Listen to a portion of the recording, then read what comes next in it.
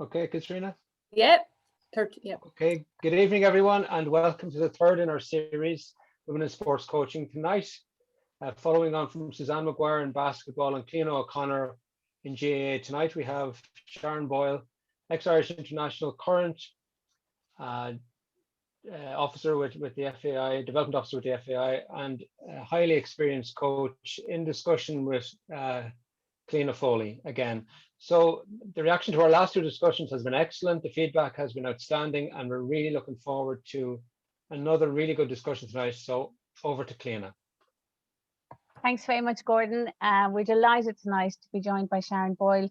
Like the previous two speakers that we had, Suzanne McGuire and Cleona O'Connor, she is and was an accomplished player, but particularly went into coaching and has become an accomplished coach. She's a qualified UEFA coach, and we're delighted to have you tonight, Sharon. Welcome. Thank you, Cleona, and welcome everybody. Some familiar names, so it's great to see for the night that's in it.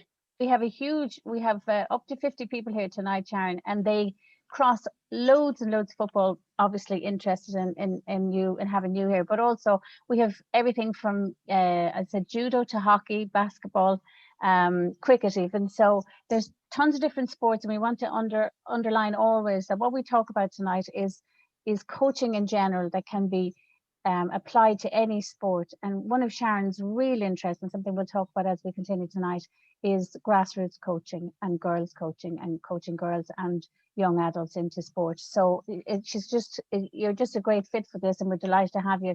We'll start, obviously. You're the middle child of two boys, and you in the middle, from Beaumont.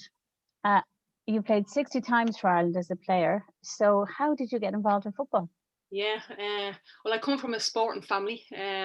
My dad was a goalkeeper back in the 60s, 70s for Home Farm, played in goal. So I didn't take up a goalkeeping position. My two brothers were hurlers at the time and Gaelic footballers. So one went into the soccer end of it. So he finished up his career with Drogheda United. So I, at the time, was involved in a lot of sports in school and outside of school. I played a range of sports from tennis to basketball to volleyball to indoor tennis, soft tennis, basketball, everything. And even when I was in secondary school, I was involved in every team at every sport. So there was a range of sports. I took up volleyball as a kind of a minority sport. First of all, I was really interested in that.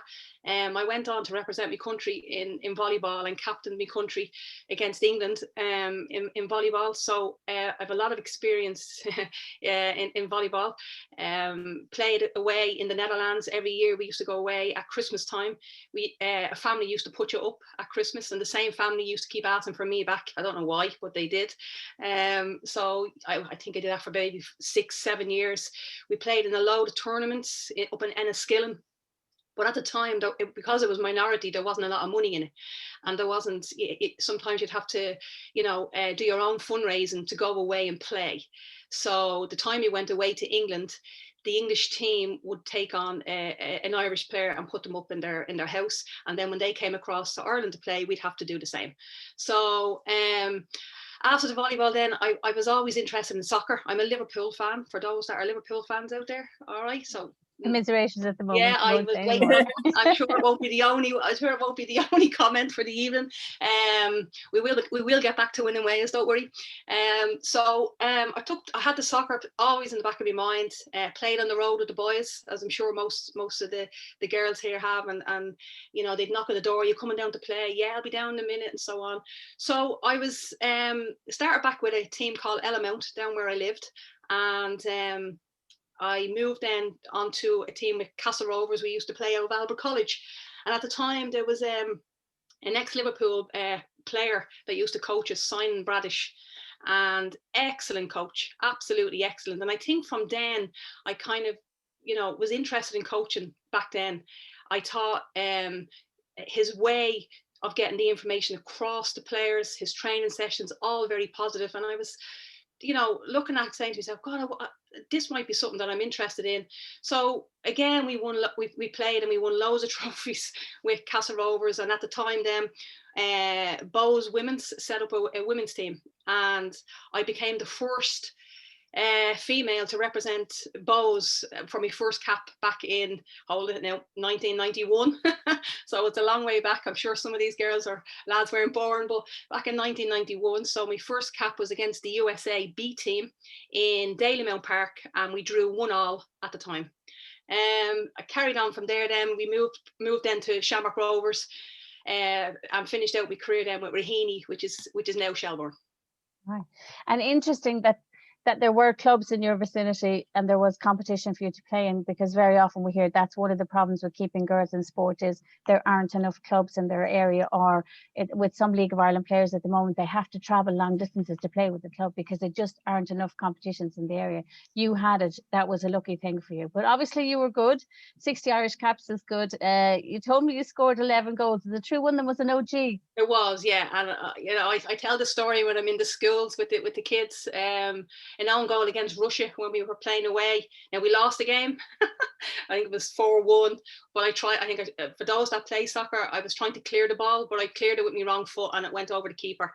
But I just, at the time, it was just, there was nothing we could do, So we went on to lose the game. But I always tell that story. The kids get a great giggle out of it, Played on one of those teams that was really kind of, I think, one of the seminal moments of Irish women's football, and you roomed with the legendary Olivia O'Toole, who's still, I think, the Irish record holder and a real character and just a woman before her time, really. What was that like? Absolutely fantastic. Me and Olivia roomed for 12 to 15 years on the national team, and we knew absolutely everything about each other. We, when we came into camp, she knew if I was in good form or bad form or vice versa. We knew what munchies to bring into camp at the time, whether it was her turn to bring in the chocolate or it was my turn, even though, at that level, you shouldn't be having that stuff. So, but, we just got each other, and we knew what each other needed, whether it be before a match, during a match, or after a match. And she's for me, she's one of the fantastic role models in women's soccer in that era, and goal scorer, over 50 goals for our country and yet to be beaten, and there's not many men out there that have got the 50 goals. Robbie Keane, one or two more, but she was an absolute legend in her day, and I've never seen a left foot like her. So the only really thing I have in common with her is that I was left footed. That was it. That was it. Into the Irish Times Women in Sport Hall of Fame this year, and it was just such a delight to see it, and so deserving as well. It's brilliant. What was the high point of your playing career? Really, as a player, highest point would be probably playing the first time the USA won the World Cup. Noel King was the manager of the national team, and he got an invite over to play the Americans. And he took the invite. So you went and you played the Americans in 2 games. So they've just come off winning the World Cup, so they're buzzing, as you can imagine. And they obviously put a stream of teams together that they wanted to play and probably beat, to be fair. I won't lie, so we were one of their teams. So it would only be a week long, so you wouldn't have a lot of time to recover. So we went over just after they had won the World Cup, and you had the likes of Mia Hamm, Abby Wambach, Megan Rapinoe was only coming into playing at the time. You'd have Carly Lloyd, Hope Solo, so big names, that you were coming up against.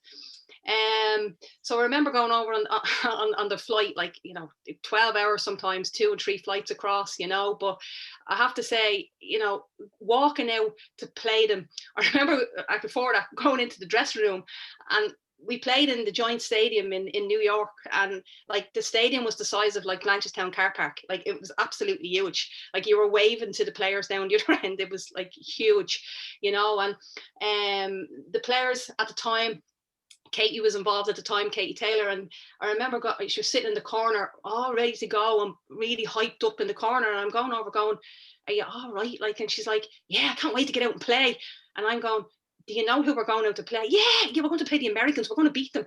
And I remember saying to myself, okay, we're going to beat them. Yeah, I think for Katie, as those that know, boxing was our love always. When she came into the national team, it was a privilege to play. And it was a privilege, I think, for Noel to have her in, but it was very rare because boxing was our sport. But I remember we went out to warm up, and even to the pitch, it was 10 minutes down to walk down to get onto the pitch. And I remember walking out, and just all these lights, and then these cameras in your face with 30, 40,000, fans there, and warming up and looking and seeing your face up on the screen, or music going off, and I'm like, oh my God. So, to walk out then at the national anthem, and having cameras there, having girls screaming either your number, your name, or one of the players from the American team was absolutely sensational, and that was a big highlight of my career. Great insight into two things. One, Katie Taylor's state of mind about everything. She was going to win. I saw her play soccer as well, and I saw her play for Ireland. There was nobody ever going to beat her at any sport, I would say. So sometimes with an athlete, you get an athlete who has that mindset naturally. But also interesting as well for coaches to hear how, when you walk onto a pitch, no matter how experienced you are, it can throw you in those doesn't big matter, occasions. Cliona. It doesn't. Yeah. It's a totally different mindset when you walk on as a player. If you haven't come from that environment, you're walking into something going, oh, and so every emotion happens in that moment. And as a player, it's so important that you control them emotions before you go and play. And it's so important that you try and, as a soccer player, and I'm sure as a basketball player, that you get that first touch to settle yourself into the game. And I remember after the game, I remember the coach from the American team, and he went up to Noel, she went up to Noel and said to her, "Who's your number 9?" which was Katie. And he said, "Yeah, Kate." He said, "Oh my God," he said, my players couldn't get the ball off her, because when Katie went in for a tackle, she went in for a tackle and she stayed on her feet. Where if I went in for a tackle, or Olivia, we'd end up on the ground, because you're playing against these players that are training nearly every day of the week. They have camps for 6 months long prior to competitions, coming off a World Cup win. And and Katie's just standing there going, "Yeah, come on, let's give it again." So it's a totally different mindset, totally different. Important for coaches as well at all levels to know that when you go out into an arena, sometimes you have to prepare your players mentally, and we'll talk about that as well. So you, very interesting. We'll talk about you. I mean, you went in and you worked with the Irish under-17 team assistant. You went in with the Irish under-16 girls teams as well. But the nugget that got you into coaching was actually through that senior team. It was actually Noel Kane. Yeah. And how did he persuade you to go coaching, or why did you think it was for you? I think, as I said, I got the buzz back when I was with Sign and Bradgett back at Castle Rovers, and we moved to Shamrock Rovers. And I remember coming to the end of my career, which you do, whether you're when you play at the top level, you come to the end. And I never really thought of anything. What else will I do? I never really saw it like that. And I remember Noel coming up to me, because Noel and I would have a great respect for each other, where I would, any coach that I've worked under, I would respect regardless. And we just had that kind of chat in saying, I think we were playing away in Iceland it was a second match playoff against Iceland away, and it was live on Eurosport. And he didn't select me in the team, but he told me he wasn't selecting me because he wanted to see somebody else. And fine with that, I have no problem with that. And he had a conversation with me and saying, "Look, I'm going to be taking the 17s. Would you be interested in coaching?" And I was looking at him going, "Me coaching? What?"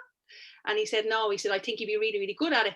So long story short, I got involved with him at the 17s with Harry Kenny.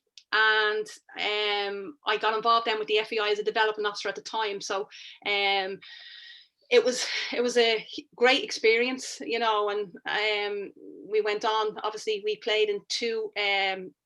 In the underage phase, you go to play 2 phases, Cliona. So you play a first phase and a second phase, and we came out of both phases.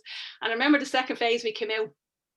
We had then gone down to the last 4 for a chance, because it was a World Cup year, to go to the World Cup in 2010. And I remember the excitement on the pitch.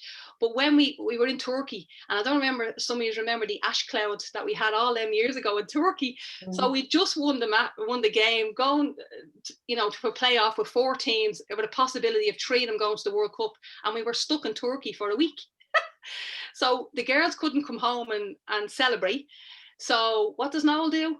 We go out and train. We went out and trained for the whole week we were there. So my hotel room, you opened the curtains and all the planes were taking off and going the opposite way to where the ash cloud was. So were stuck in Turkey for a week, with, as you can imagine, with teenagers that wanted to get home because they just made history. There was plenty of, communication with the parents through phones, through the internet. But when we eventually got home, there was a little reception for us because we were the first team to get to a playoff before we played in that playoff in 2010. Don't know the high points of your coaching career, because these are really important moments in the history of Irish women's soccer. They're huge. Like, we went up, there was 4 teams in the playoff. We ended up playing Germany. And I think it was Spain and the Netherlands played each other. So 3 out of 4 teams went to the World Cup. Never done before. And if I just go back a little bit, I remember Noel, when he took the position up, we were up in the AUL complex in Clonshock, and I remember when he had his staff and his squad picked, or his extended squad, and I remember standing in the circle, and I remember him saying to every player and staff here, we're going to the World Cup and we're going to win a medal. And I'm standing there going, holy God, what's he talking about? And he goes, I'm telling you now, we're going to a World Cup and we're going to win a medal. And if you don't believe me, there's the gate. And we went on, we beat Germany 1-0, Megan Campbell free kick. Mm-hmm. We got a silver medal. Here you go, just to prove. Yeah. Oh, lovely to have it. Yeah, just to prove, silver medal. Yeah. Under 19 World Cup. Under 17. We went on and beat Germany 1-0, Megan's free kick. And we lost on penalties to Spain, I think 5-3, I think it was on penalties, but it didn't matter because we'd qualified from that. But I remember in that moment, when he blew the whistle, when the referee blew the whistle, the emotion as a coach, because for the years that I played, I never got to experience that. We nearly did, but Iceland had beat us in Iceland in the playoff. And I just think, again, the emotion of, oh my God, I'm going to a World Cup. And the years of all the volunteers on the ground that had helped us at the time when we trained in Marino, and they stirred the pots of soup and they made the sandwiches for us. It was all for them. Niamh O'Donoghue, Sean Brody, Pauline, Sue, it was all for them. And I just think at that moment, I couldn't believe it. I couldn't even talk. People were looking at me going, what are you crying for? I'm going, do you not know what has happened? Like, we've just created history. And I'm part of that. And when I look back now, in my coaching career, I've been part of a lot of national team players, getting them to where they want to be, and whether it was a conversation, whether it was just an ear, just to listen, whether it was just, a program they needed help with or something. A lot of them have come through from that team. You've got Megan, obviously with Man City, Denise O'Sullivan over in the States, Diane Caldwell, NC Courage. You've got Rihanna. A lot of them came through the system. And even for the Women's National League, Amanda Budden, playing with Shells, she came through that system. Grace Maloney with Reading, Jess Gleeson gone to DLR Waves. They came through that system. So they're now at the top, whether it be at the club level or the national team level. And I'm just, as a coach, when I see them play, I'm like, you know what, I made a difference. And that's huge. Like, that's like, I always think, lots of people say nothing beats playing, but it sounds to me like coaching for you does give you you have the same passion for it. Yeah. And do you have a coaching philosophy? Is there something that guides you as a coach that you hold most dear? Look, when you go into an international team, there's always the philosophy, obviously, around what your high performance director would want you to do. But when I go into a team, my biggest thing in a team would be around, say, how I want my team to, how I want to set the environment for my team to come into, and how I want my staff to come into. So picking my staff is very, very important. That I can trust them all. That what happens in the camp stays in the camp. What the girls need to know, they need to know. And that goes from National League level to international level. What they need to know, they need to know. And what they don't need to know, they don't need to know. We just need to prepare them as coaches to be ready to play the game. And that's a huge thing for me. I wouldn't be, I think those that I've coached will know, I'm not a shouter on the sideline. I'm very, very relaxed. I'm very calm on the sideline. I think that just comes maybe from you know, growing up and you know, doing a lot of yoga when I played, and doing a lot of mindfulness and stuff like that, and taking care of myself.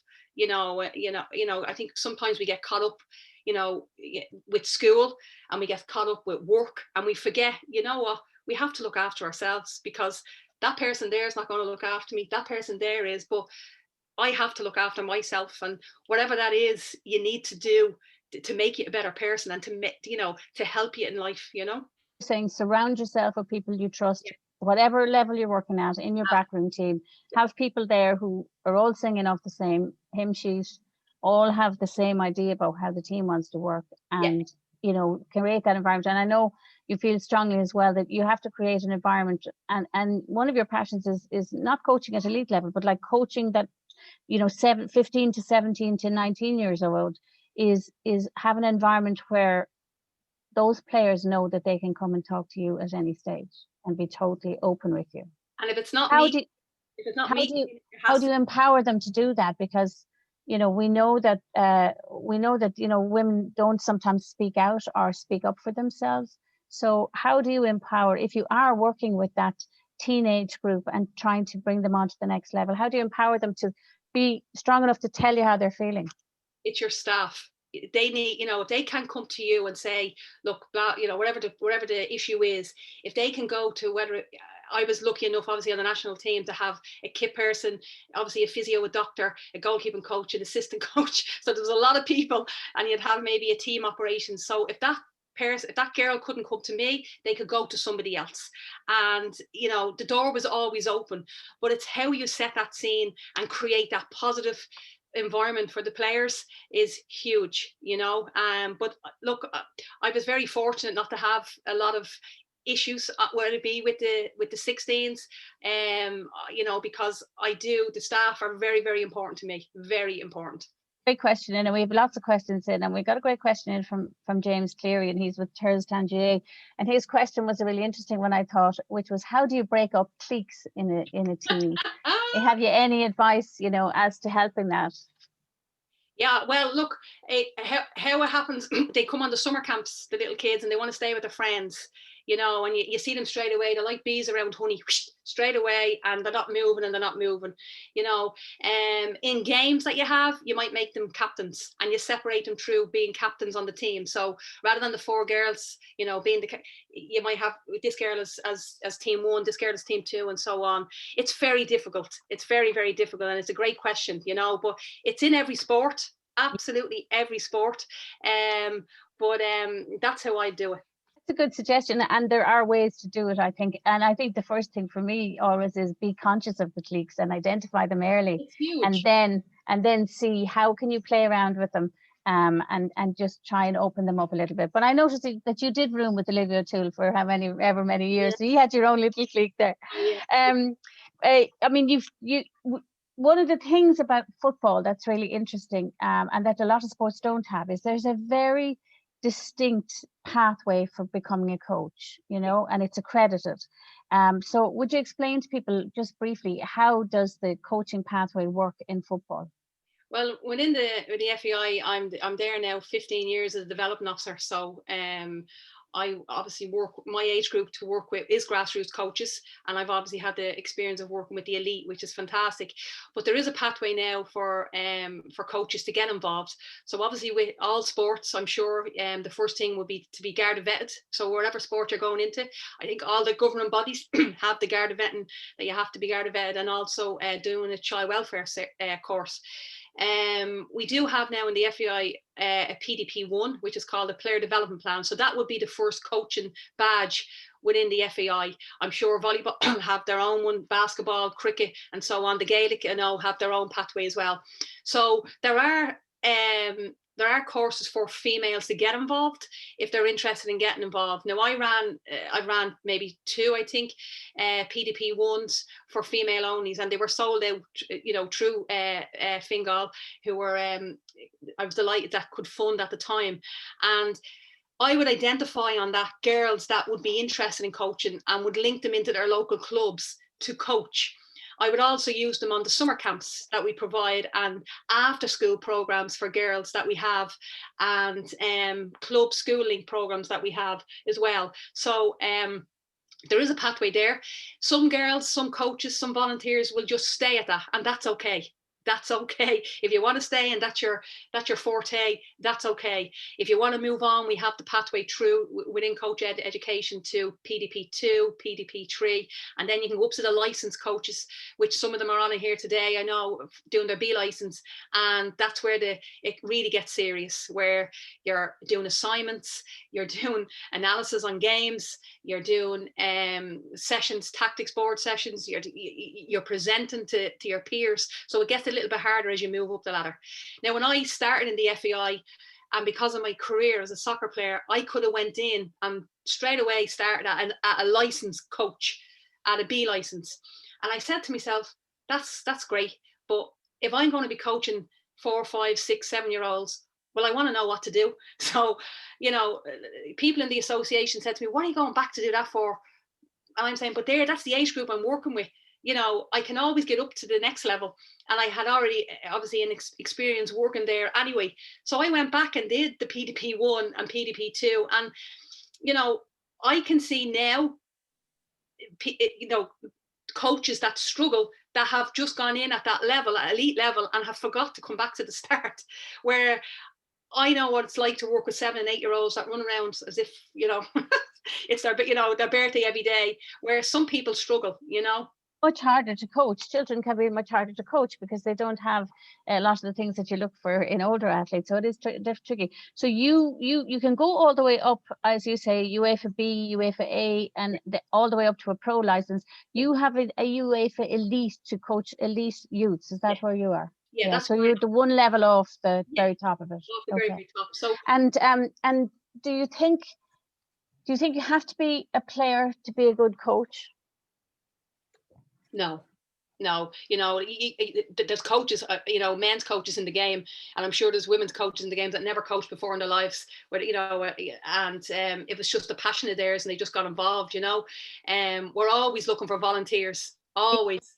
Brilliant player. I think that's a mistake people make in all sports. They think you have to be a brilliant player. Sure, we know across all sports, you don't have to be a brilliant player to be a brilliant coach, including somebody who's like Alex Ferguson, whoever. You can go the whole way up. It doesn't matter in any sport. But coaching is much different to playing. So even though I'm on the pitch and I'm able to go there, when you go and you do a license course and you have to go onto the pitch as a coach, it's totally different.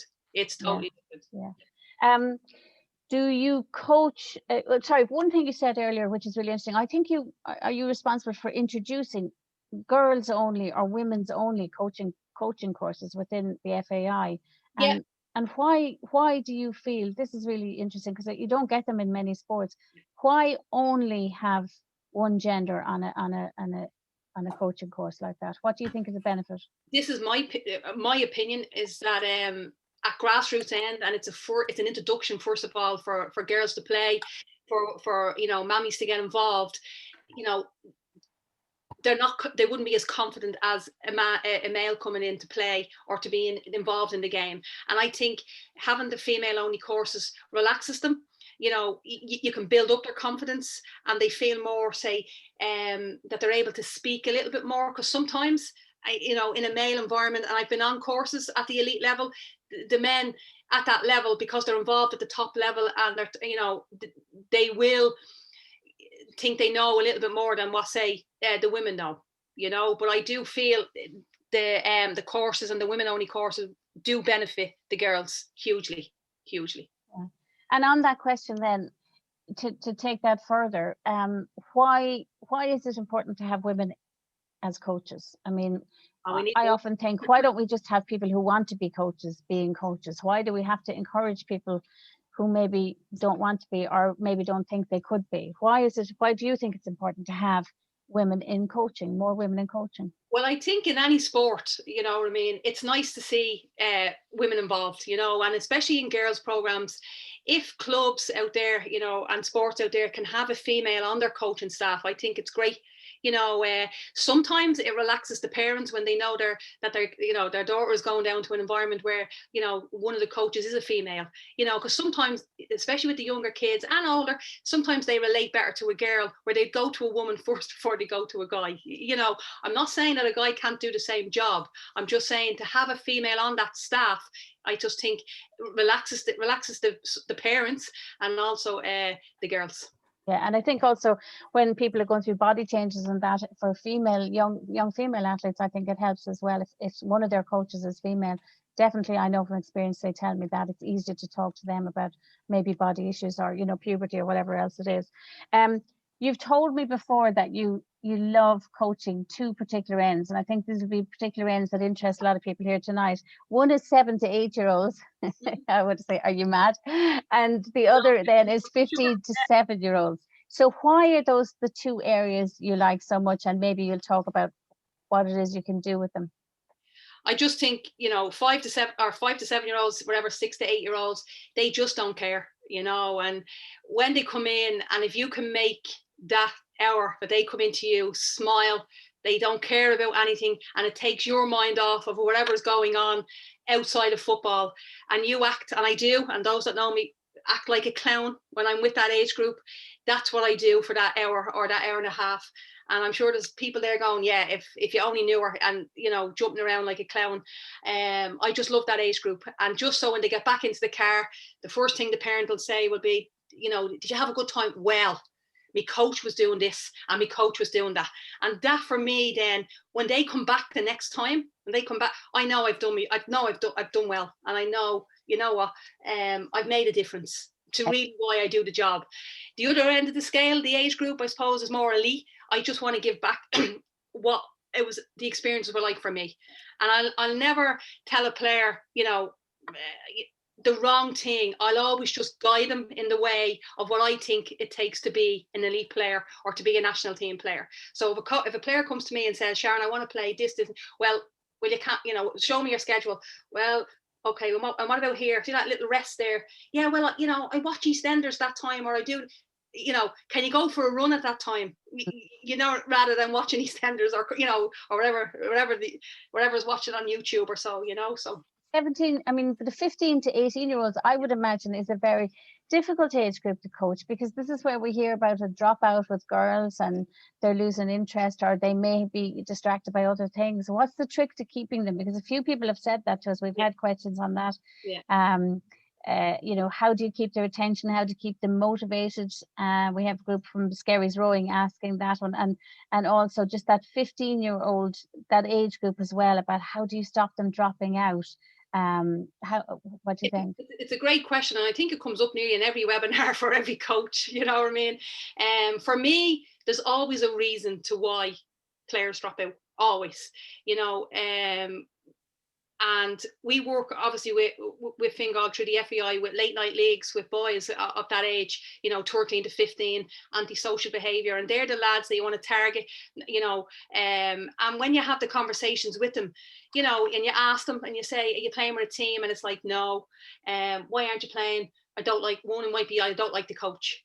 Two might be, you don't know what goes on behind closed doors. You don't know whether the parent can't bring them down. You don't know if there's an issue on the team with someone. So it kind of goes the same with the girls, and obviously that age, you're going through a lot, and they've got so many now, I think, distractions, whether it be through social media, whether it be going out to discos, if you go to them things, so there is a lot of distractions. But look, I love a challenge, playing it, and when I'm involved in a team, no matter what age, I've been in the game 15 years as a coach. I'd be very good at reading body language. I'd be very good at reading if players come in that I know there's something wrong, and it just be a minute or two, how are you doing today?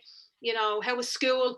Blah, blah, blah. And sometimes in that, I got loads of homework, and that could be the reason to why when they come into training that they have a poor session. But it doesn't mean that every session is going to be poor. But it just means for that person, you've made a difference by asking a question.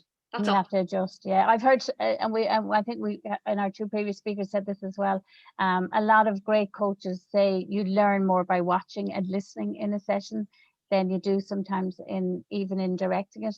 Yeah. And also that thing about trying to have a word with them, even if it's a small word every night that they're in, just to get to know them and to get to be able to read their mood and read their body language. That's really important. And I think with a team, it's very hard to do because you have so many, but that's where, if you have a good backroom, you can all kind of talk about that, chat about, see if you think this player's in danger of dropping or losing their interest, or even losing their, I mean, what do you do when a player loses their form? We won't mention Liverpool here. Klopp has a problem with it at the moment. No.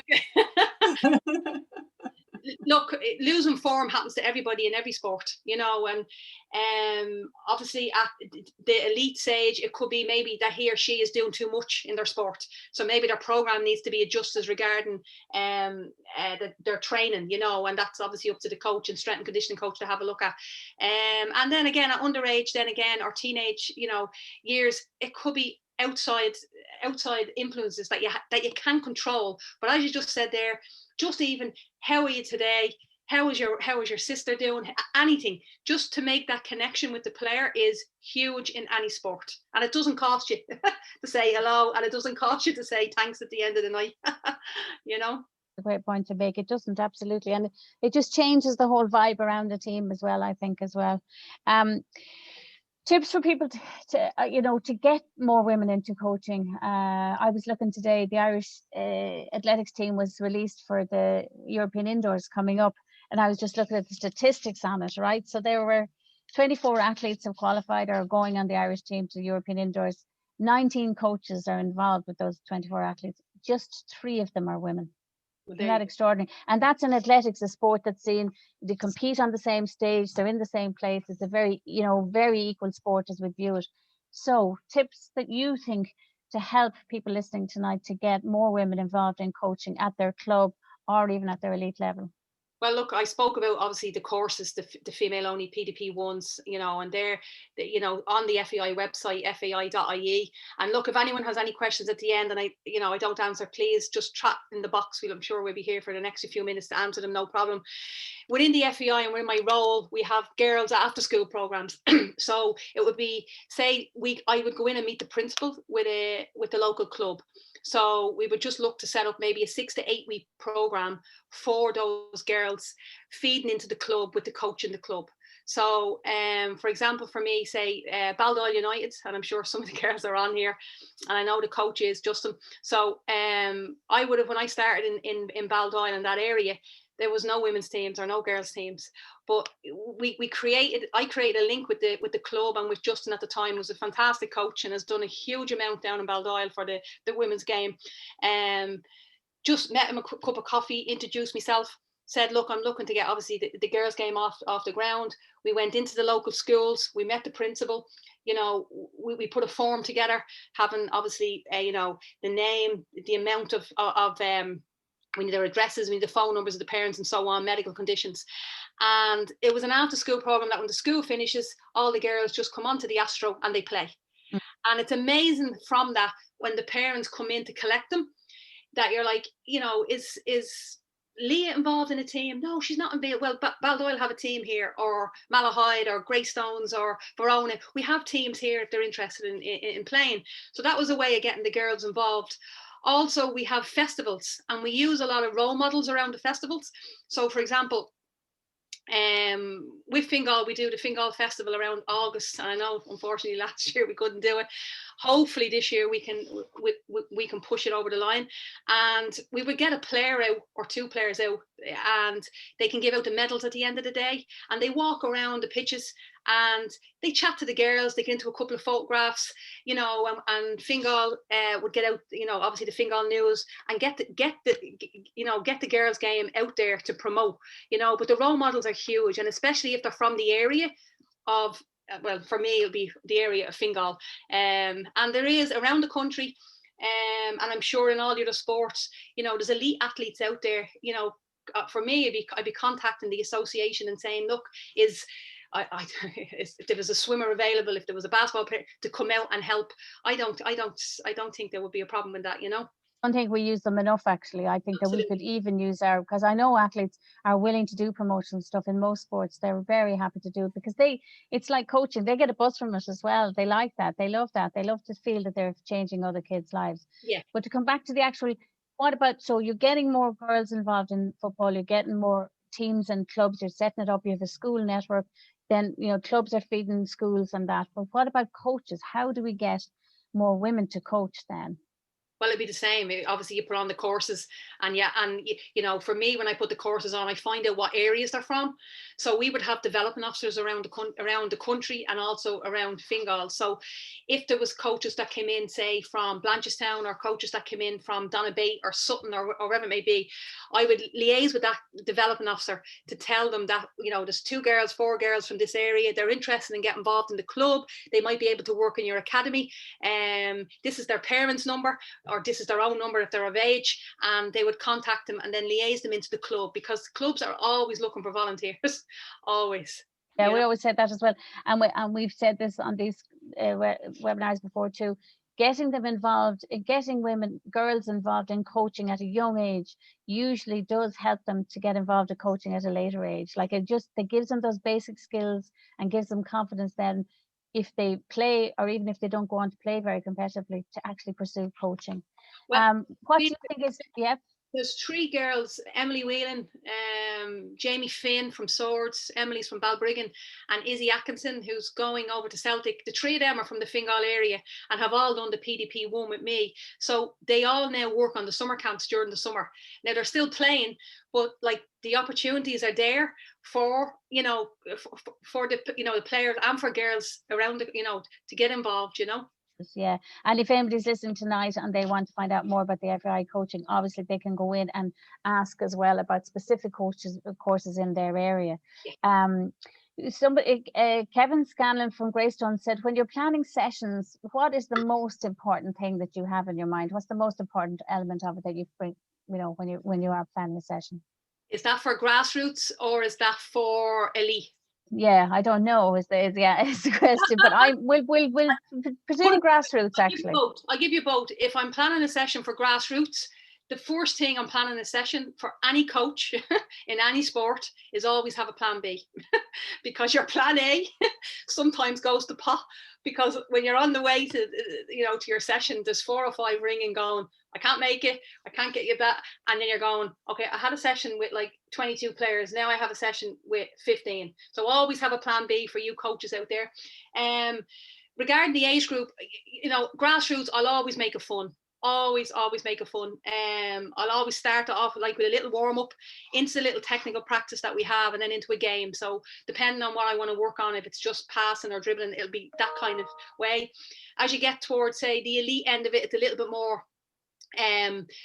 more detailed. So it would depend on the players that I have. It would depend on the game that I'm going into, regarding the training sessions that we need to do prior to the game that we're going to play.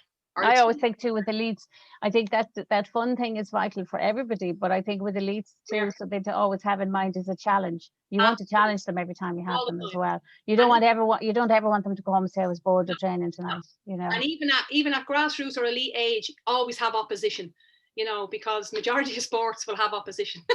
So when they go out and play, they're not going to be saying, oh, I don't have anyone there now. They're going to have unless they play obviously golf. That's a good one. Do you think clubs could be doing anything differently to support girls or hold on to them? That comes in from Hannah Crowley. No, I think, you know, is it getting better? Yeah, they are getting better, you know, and there's there's funding out there for, you know, for clubs to help, whether it be, you know, have coaching courses for girls and get girls involved, you know. But, you know, I know in the soccer end of it, a lot of clubs around the country now have women's and girls playing, you know, starting from academy age. Some are lucky enough now around the country to have National League level, obviously from 17s, and the introduction this year in 19s, and obviously the seniors. But majority have girls clubs, to be fair, you know. So those people would know that wouldn't know football specifically. What age are girls allowed to play with boys to in soccer now? God.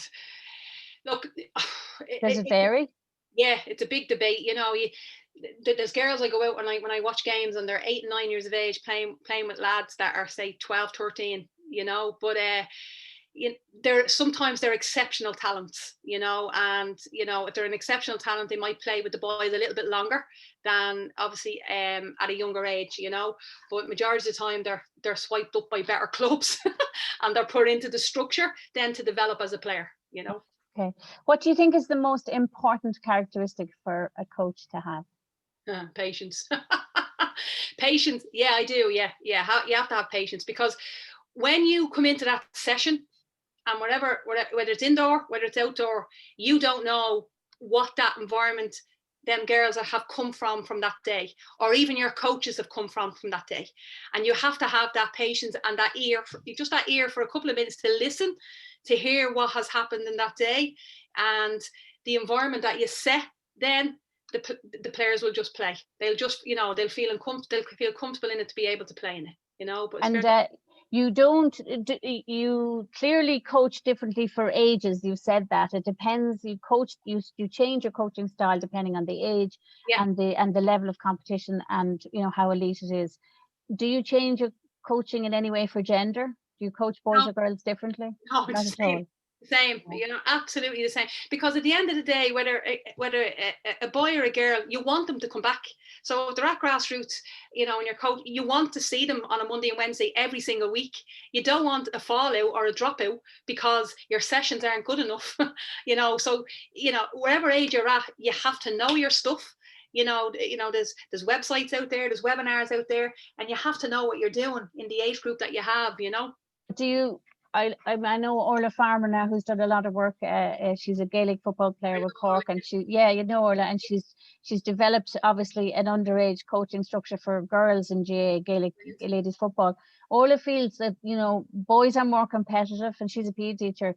More boys are more competitive than girls, and therefore she says sometimes she allows them to chat before they start or something with girls, just to let them have that little bit of sociability before you get down into your session. Yeah, it's a good idea. Do you understand that logic? Yeah, I do. Yeah, because look, boys are competitive. Well, come here now. There's girls out there that will put it up to the lads. You know what I mean? To be fair, there really, really is. But that's knowing your players, Cleena, and that's knowing your group, and knowing what limits you can push your player to, and when you have to draw back. And that's knowing your players. That's huge. Somebody sent in a message to this Caroline Kelly from Terry New Rangers. She said, "Do you miss getting ready for big games? That amazing sense of anticipation that you have as a player when you go out to play a big game. Do you miss it, or do you still get it in a way?" It's a great question, Caroline, and no, I don't miss it. And this may sound really strange. I think because I was fortunate to go from playing into coaching in a sport that I loved, I never got that time to come out of it and have time to go, I miss it, because I went into something that challenged me, and I went into something that I loved. And, and I think the job I'm in, I really, really, really enjoy it. I love being challenged every day, but no, not playing. No, don't mind going out having a five-a-side, but I just stay at the back and just pass the ball. I don't do anything else. I don't run around now, so good question. We were talking earlier on about giving people tips to get people into coaching, and it struck me too that you had that mentor, and we feel that it's more important for women to have somebody to encourage them to do things, whether it's in business or in sport. And obviously, if Noel King hadn't said to you, "Why don't you think about coaching?" you mightn't have gone into that. No, probably not. I think that goes back to Caroline's, point. I who knows where I am, who knows where I would have ended up, but because Noel was a great mentor to me, and pushed me to the limits that he knew that I could do, where he wouldn't over push me and say, you're able for that, you're not able for that, do this, do that. But, I just think in all sports, not just in soccer, any female that's looking to pursue their career, especially up to the elite end of it, you do need a mentor. You do need someone there to fall back on that has been through it, to give you a bit of advice. It is tough, but there are females out there that do have the knowledge, and, have the experience, to manage teams, to coaching teams, but having the mentor is really important, just for those little, whether it be a conflict that you might come up against, whether it be a player, whether it be a parent, but just having that little, the sounding board. cry on. It's You know, a sounding board, isn't it? absolutely huge. Yeah. The women's, just in case people don't know, Women's National League football is being given under the current government guidelines. It's like the men's. It's been given, if you like, elite status. So the women are due to come back and compete in the National League at around the 28th of March. I think they're just coming back slightly after the men. But one of the things that I notice when I go to the Women's National League games is there are very few female coaches. At the moment, yeah. Oh, some of the assistants are female, clearly, but very few of them leading it. So how important was it for you to see somebody like Vera Powell come in and take over the national team? And she's been reappointed today, and Eileen Gleeson, her assistant, with her for the next 2 years. How important was it for you to see that a woman got that job? Yeah, look, it was huge, you know. I know Sue Ronan managed a couple of years ago as a head coach, did a fantastic job then after Noel, and also looked after the head of women's football, so had a big, huge part to play in it. And when Vera came in, I think the country got excited. You know, a coach of Vera's caliber, you know, coached in South Africa, coached in Scotland, the Netherlands, and has been all over the world, you know, and brought in, say, Eileen, you know, again, great coached at Peamount, you know, coached in Champions League, and they're the people that you need and the role models that you need in the game, and they're the type of people that you need to look up to as a coach and to try and aspire to get to that level, and move on in your career. Yeah, The UEFA Pro license, hasn't she, as well? Yeah. There's obviously Eileen, Sue Ronan, and I think it's Lisa Fallon. I think the three of them are the three with the pro license. Yeah, which is fantastic. We hope to see a day where we'll see more. I think that we'll see more, but it was noticeable in the last World Cup how many female managers were on the sidelines. I thought it was a big difference in the last World Cup. Yeah, sure. I think when Jill Ellis left the Americans, when the coach for the American team came in, he appointed 3 men. So there's because last night they had a game they played Brazil last night, and the coaches were 3 men, you know. But look, there's money being pumped into the game, in the women's game, and you know, some males will come across, obviously, whether it be to learn their trade in the game, which is fine. But I do feel, though, you know, women are good enough, you know, and we do have the caliber in this country, you know, whether it be players that are there, whether there's girls on the call that are doing their B license at the minute, and you know, they're good enough to be given a chance, whether it be to go and look after a team, you know. They really are, because I've seen some good coaches come through, really good. What we discover in a lot of things is they don't actually speak up and ask for the opportunity. No, and you have to believe in yourself, and if you make a mistake, so what? Because do you not think that guy that's heading the team doesn't make a mistake? Absolutely. Do you think I made mistakes? Absolutely. You know, we all make mistakes, but you just have to believe in yourself as a coach, as you know, that you can do it. And if you want to aspire to the top, you know, there's no reason why you can't do it. Just think it's really what you say is very interesting about men coming over to the women's side of the game, because there's more money in the women's side of the game now. So we're seeing male coaches actually looking for jobs, and that happened very much in America when Title IX came in. They saw all that happening as well. It was very interesting.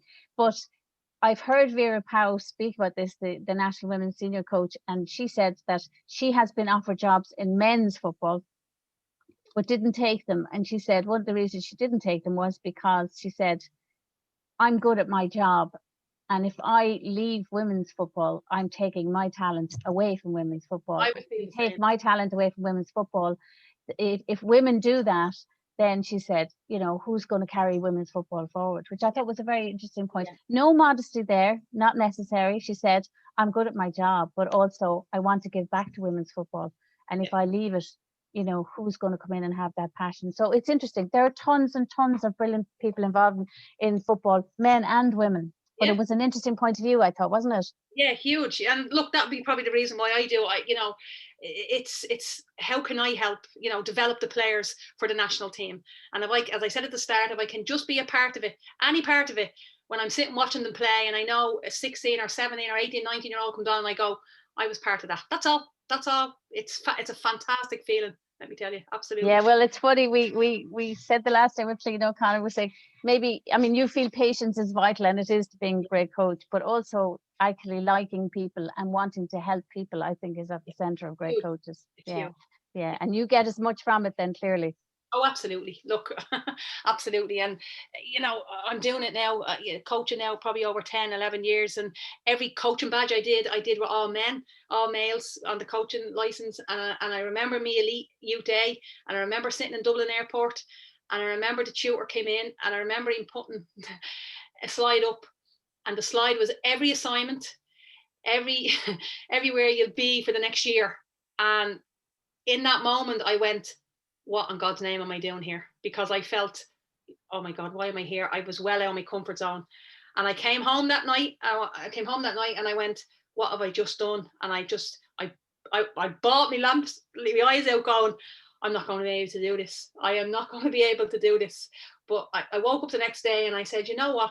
I don't have to present on the men's game. I bring my experience about the women's game.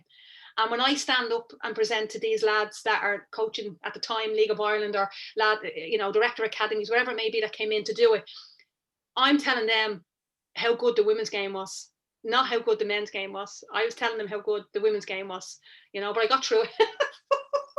I got through it with tendonitis from doing all the assignments, that I will say. Well, you obviously got through it with your expertise and your passion, and that's really, really been so obvious to us tonight, Sharon. It's been a delight to talk to you. Thank you so much for that. As I said, it's passion and expertise is one thing, passion is another, and you have it in spades. We can see that. Just so thank you. Thanks to Gordon and Katrina at Fingal Sports Office for organising. But most importantly, thanks to everybody who's here tonight and listening to, because sport just can't happen without coaches. And most coaches in this country are volunteers. Hardly anybody gets a penny for it. You do it because you love sport, you love to help people. So we're really grateful and hopeful that tonight's session with Sharon has helped you to become better coaches and to continue handing on that expertise and passion to the people that you work with. Thank you so much. Lena, just before you go, can I just say to everyone, whether you're a coach, whether you're a player that's on the call, I don't know, I listened to a podcast over the lovely COVID. Jill Ellis was presenting on the podcast, and she said something very interesting if you can take away this evening. She said, "Use as coaches are caretaker of dreams." That's what she said.